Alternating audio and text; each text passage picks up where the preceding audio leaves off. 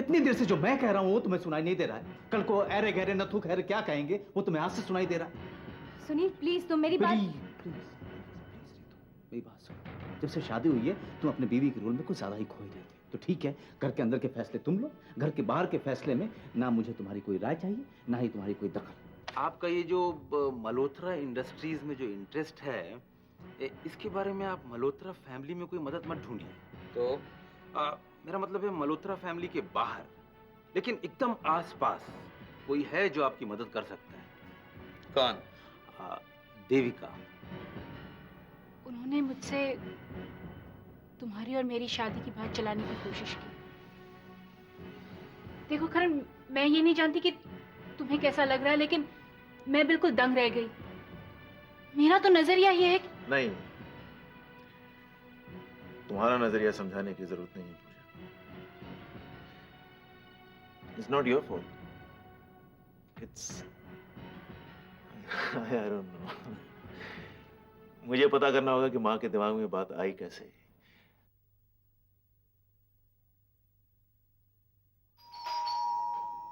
आया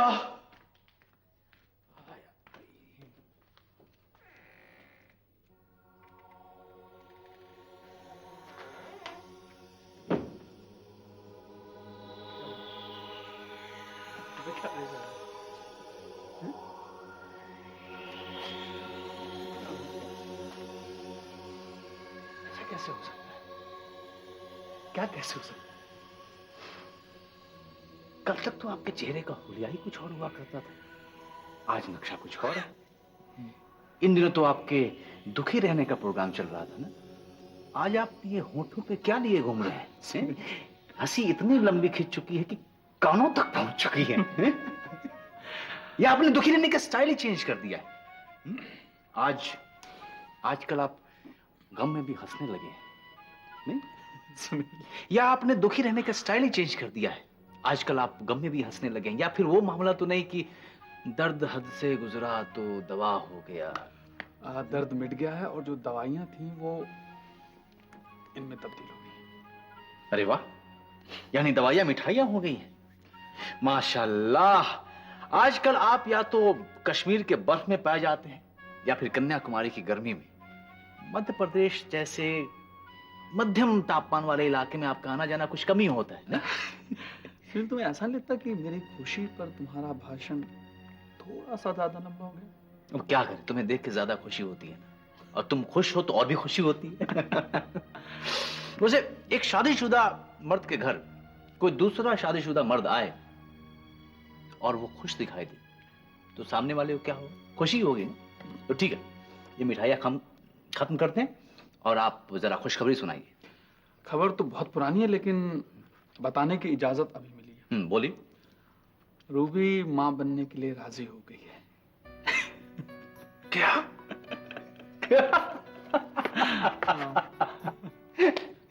बधाई हो। तू बाप बनने वाला यार। हाँ सुनील, मैं सच में बहुत खुश हूँ। मेरा दिल खुशी से ऐसा लबालब भरा हुआ था कि मुझे लगा थोड़ी सी खुशी मैं यहाँ छलका दूं तेरे पास, इसलिए चला। भाई इस तरह आप मेरे सामने बैठ के अपनी खुशी जाहिर करेंगे, अब मुझे बाप बनने पे उकसाएंगे तो मैं क्या करूं? क्या करोगे मतलब एक्सक्यूज मी, थोड़ी देर रुकना पड़ेगा। रुक सकते हैं? ठीक है, आप तब तक मिठाई खाइए अगली खुशी के लिए। रितु भाई, मुझे बाप बनना है, तैयारी शुरू करो। क्या कर रहा है तू यार? रितु तैयारी हो गई? मैं जा रहा हूँ। सुनती हो? सुन, क्या बदतमीजी है। अरे वाह, आप बाप बनने की बात करें तो मतलब खुशखबरी, मैं बाप बनने की बात करूं तो बदतमीजी। रितु क्या?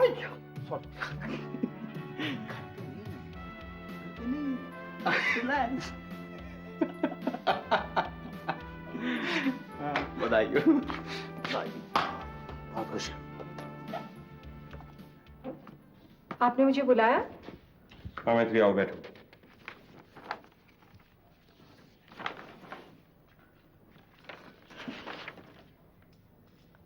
ये कौन से पेपर्स हैं? तुम्हारी पीपला गांव की इंफॉर्मेशन बिल्कुल सही निकली है, उसी के डॉक्यूमेंट्स।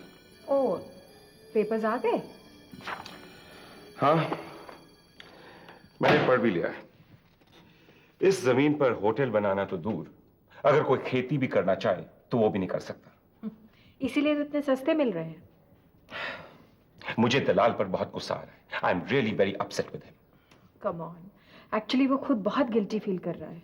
अगर मैं उसे माफ भी करना चाहूं वो भी नहीं कर सकता। फर्ज करो ये प्रपोजल मैं बोर्ड ऑफ डायरेक्टर्स की मीटिंग में पेश करता, it would have been so embarrassing for me. Mahen, अब इस बात को इतना लंबा भी मत खींचो ना। तुमसे एक बात पूछूं? देखो, तुम्हें यहां बॉम्बे आए कुछ ही दिन हुए हैं, फिर बॉम्बे की इतनी जानकारी कैसे हो गई, खास तौर पर पीपला गांव की? एक्चुअली मैंने आते ही बॉम्बे और बॉम्बे के आसपास की सारी जमीन की रिसर्च की थी।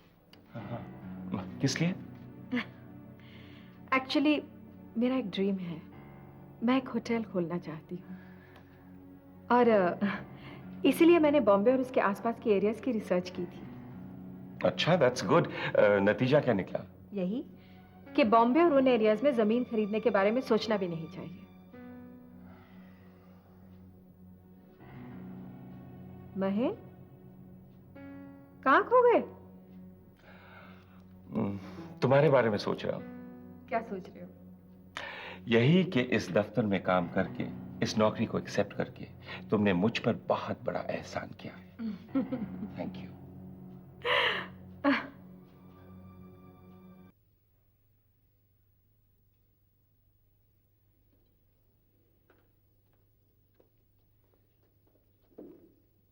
कहाँ गया था करण? करण, तू आज बहुत परेशान लग रहा है। कुछ मैं परेशान रहने लगा हूं, कुछ मेरे अपने मुझे परेशान करने पे तुले हुए। मेरा कहना मान, गोली मार अपनी परेशानियों को। तो एक लंबी छुट्टी पे क्यों नहीं चले जाता है? गो अब्रॉड, इंडिया में कहीं। मेरी राय मान तो पटाया चले जा। अपनी राय मेरी जिंदगी पर लागू करना आप बंद करेंगी? इतनी सी मेहरबानी कर दें तो मुझे मुट्ठी भर सुकून मिल जाए। मां, कैसी बातें कर रहे तू मुझसे? पूजा से क्या क्या करेंगे? क्या कहा? मेरी शादी की बात आप उससे करके आएंगे? हाँ, लेकिन ऐसी कोई बात नहीं की जिसके लिए तुझे इतना गुस्सा है। ये बात आपकी जुबान पर आई कैसे? आपको जरा भी शर्म नहीं आई बात करते हुए? मुझे अभी कोई बात पे कोई शर्मिंदगी नहीं है। बल्कि पूजा को तो बेटा नाज होना चाहिए कि रंजना देवी जिस बेटे को अपनी जान से ज्यादा जानती है, उसके साथ उसके रिश्ते की बात कर रही है। बल्कि इतनी तारीफ कोई माँ किसी की कर ही नहीं सकती। यही तारीफ आप पूजा की ऋषभ के साथ शादी करते वक्त करके आई हैं, और ऋषभ मेरा भाई है। ऋषभ पूजा के साथ शादी नहीं करना चाहता। बेटा, ये बात तू भी जानता है, पूजा भी जानती है, मैं भी जानती हूँ। मुझे पूजा बहुत अच्छी लगती है, मैं उसको इस घर की बहू बनाना चाहती हूँ। लेकिन अगर तुम दोनों को ये बात अच्छी नहीं लगती तो फैसला तो तुम्हारा ही है। पूजा से बात करने से पहले आपने मेरी राय जानना जरूरी नहीं समझा? तो आजकल जिन परेशानी से गुजर रहा है ना, मेरी तो हिम्मत ही नहीं होती है।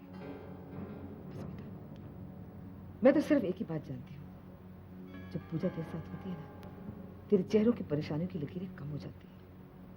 इसीलिए तो मैंने ये बात सोची थी। और आपकी इस बात से मुझ पर या पूजा पे क्या गुजरेगी इसकी भी आपको कोई परवाह नहीं? तुम दोनों को इतना बुरा लगेगा ये तो मैंने सोचा भी नहीं था। अंधी हो जाती है ना जब ममता, तब अपनों का अच्छा करने की बजाय सिर्फ बुरा बुरा करती है। इतना सहारा था मुझे पूजा का, अब आपकी इस बात के बाद मैं उसे नजरें नहीं मिला सकता हूं। आप एक काम कीजिए, आपका चाहे कोई कितना करीबी क्यों ना हो, उसके दिल के मामले में दखल मत दीजिए। कोई अपने दिल में क्या सोच रहा है, किसी के दिल में क्या चल रहा है, तीसरा आदमी कभी नहीं जान सकता।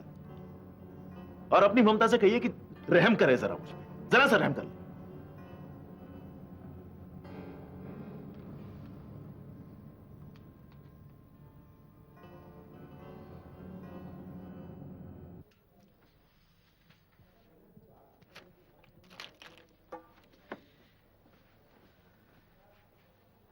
चाय पी ले।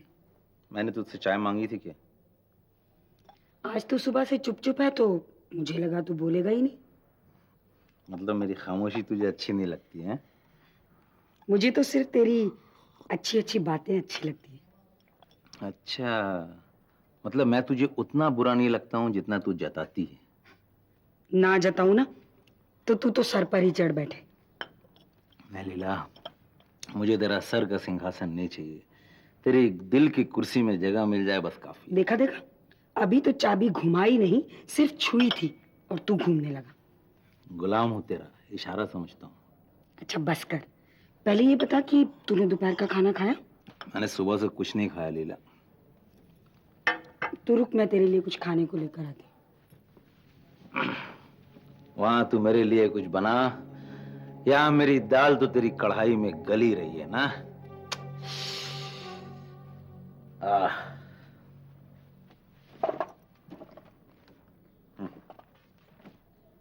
ओ, अरे यार क्या कमाल का जूता है। ऐसे जूते अगर अपने पैर लग गए ना, तब तो कामयाबी अपने पैरों से लिपट जाएगी। वाह। हे यू, तुमने मेरे जूते छूने की हिम्मत भी कैसे की? तुम्हें मालूम है इस जूते की कीमत तुम्हारे 1 महीने के पगार से ज्यादा होगी। सॉरी छोटी मैम साहब। सॉरी, पता नहीं कहीं ग्रीस के हाथ ही ना लगा दियो। नहीं नहीं, देखिए ना, ये मेरा हाथ साफ है एकदम। सोहा, ये क्या पहना हुआ है? ड्रेस? नहीं नहीं, इंडिया में ये ड्रेस नहीं चलेगी। जाओ चेंज करके आओ। लीला लेट हो जाऊंगी। लेकिन मैं तुम्हें इस ड्रेस में बाहर नहीं जाने दूंगी। जाओ।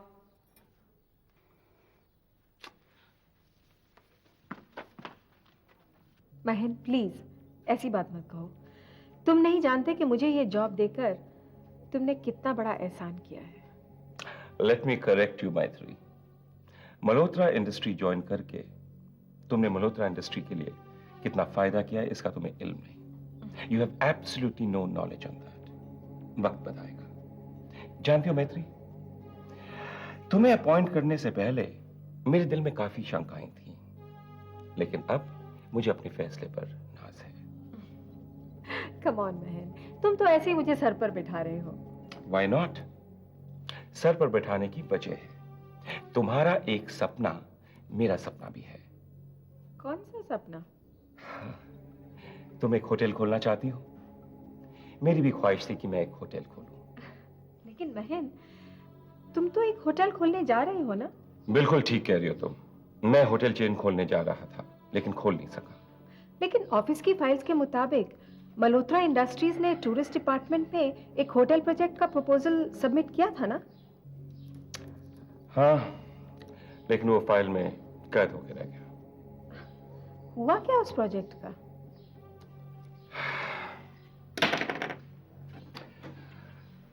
हुआ क्या उस प्रोजेक्ट का?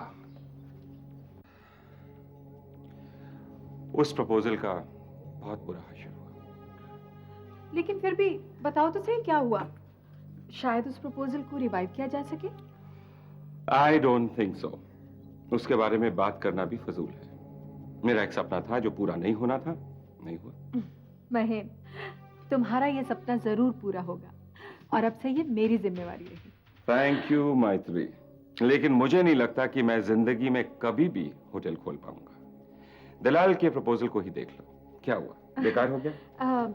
मेरी नजर में एक ऐसी जमीन है जहाँ पर के होटल खोला जा सकता है। Really? कहाँ है ये जमीन? मैंगलोर के पास कोंकण कोस्ट पर काफी जमीन बिकाऊ है। महेन, मैंने ये देखा है कि अब तक जब भी मल्होत्रा इंडस्ट्रीज ने किसी भी होटल प्रोजेक्ट में हाथ डाला है तो उस पर मेहनत से काम नहीं हुआ, वरना इतनी बड़ी इंडस्ट्री बहुत आसानी से होटल लाइन में जा सकती थी। कुछ हद तक तुम सही हो। मल्होत्रा इंडस्ट्रीज की काफी प्रॉब्लम्स रही हैं। Let's not talk about it. तुम बताओ, ये जमीन क्या अच्छी है? यहाँ प्रोजेक्ट खोला जा सकता है? मैं सारी इंफॉर्मेशन लाके कल सुबह तुम्हें दिखा देती हूँ। जी नहीं, आज अभी इस प्रोजेक्ट पर काम करना शुरू कर। मैं चाहूंगा कि इस प्रोजेक्ट को मैं बोर्ड ऑफ डायरेक्टर्स में प्रेजेंट करूं जल्द से जल्द।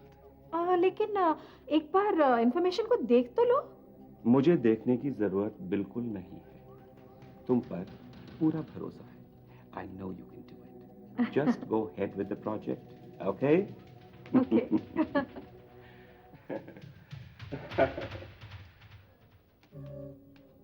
हाँ मिसेस मर्चंदानी, अरे हाँ हाँ बिल्कुल ठीक हो जाएंगी। आप दवाइयाँ वो रेगुलरली ले रही हैं ना? हाँ। क्या? अरे मिसेस मर्चंदानी, अब आपका दिल घबराता है, इसमें डॉक्टर क्या कर सकता है? अपने दिल को थोड़ा मजबूत बनाकर पकड़ कर रखिए। देखिए, मैजिक और मेडिसिन में यही फर्क होता है। मैजिक क्या है, हर चीज को जल्दी गायब कर देती है, और मेडिसिन धीरे धीरे। हाँ हाँ, उससे टेस्ट निकलवाने की जरूरत नहीं है। कभी कभी मुझे ऐसा लगता है कि आपके पास जरूरत से ज्यादा पैसा इकट्ठा हो गया और आपको पता नहीं है कि पैसा खर्चना कैसे है। इसलिए आप छोटी मोटी तकलीफों को बीमारी बनाकर उस पर पैसा खर्च करने का बहाना ढूंढती हैं। हाँ हाँ, आप फिक्र मत कीजिए, मैं हूं ना। आपके होने से कितने लोगों को अपनी फिक्र नहीं होती। एक्सक्यूज मी मिसेस मर्चंदानी, मैं टेलीफोन नीचे रखता हूँ। I speak to you later. मेरा एक खास पेशेंट आया है। थैंक और यू। एक ऐसा पेशेंट जिसके मर्ज का इलाज कोई दवा नहीं बल्कि खुद डॉक्टर हैं। अगर आप नहीं होते तो मेरे मर्ज का क्या होता? अरे भाई, तुम्हें कहीं बुखार तो नहीं चढ़ा, या फिर कहीं चक्कर वक्कर तो नहीं आ रहे? नहीं तो ये सब क्यों पूछ रहे हो? अरे यार, तुम इतनी अच्छी रोमांटिक बातें कर सकती हो, इस बात का मुझे आज जन्म हुआ है। मिस्टर, अगर मैं रोमांटिक बातें नहीं कर सकती तो हमारी बात शादी तक कैसे पहुंच जाती? हाँ, ये रोमांस मैडम मेरा चलाया हुआ है। ठीक है, अगर ये गुम्मा तुम्हारे दिल को खुश करता है तो यही सही, लेकिन आगे हमारी बात मेरे रोमांस के दम पर चलेगी। भाई, इस मेहरबानी की वजह समझ सकता हूँ। ये क्या? रॉनी से मेरे तलाक का कोर्ट ऑर्डर। क्या? मैंने तुम्हें बताया नहीं सौरभ, लेकिन मैं इसको लेकर बहुत परेशान थी। उम्मीद नहीं थी कि इतनी आसानी से हो जाएगा। रॉनी अगर चाहता था ना तो बहुत मुश्किलें पैदा कर सकता था। अगर वो तलाक देने से इनकार करता तो ये केस न जाने कब तक चलता रहता, और फिर शुरू हो जाता सिलसिला एक दूसरे पर कीचड़ उछालने का वगैरह। अरे भाई, जो बुरा होना था वो नहीं हुआ, उसके बारे में सोचने से क्या फायदा। हाँ, अब जो अच्छा होने वाला है ना तुम्हारे दम पर, उसके बारे में बात कीजिए। अब क्या है कि हमारे प्यार की बागडोर तो तुम्हारे हाथ में है। अब उसके बाद क्या आलम होने वाला है, उसके लिए कुछ उदाहरण तो पेश करो। I mean example, what will happen after this? सिर्फ शादी और कुछ नहीं। तो मैं इसके लिए तुम्हें कांग्रेचुलेट कर सकता हूँ? गुड।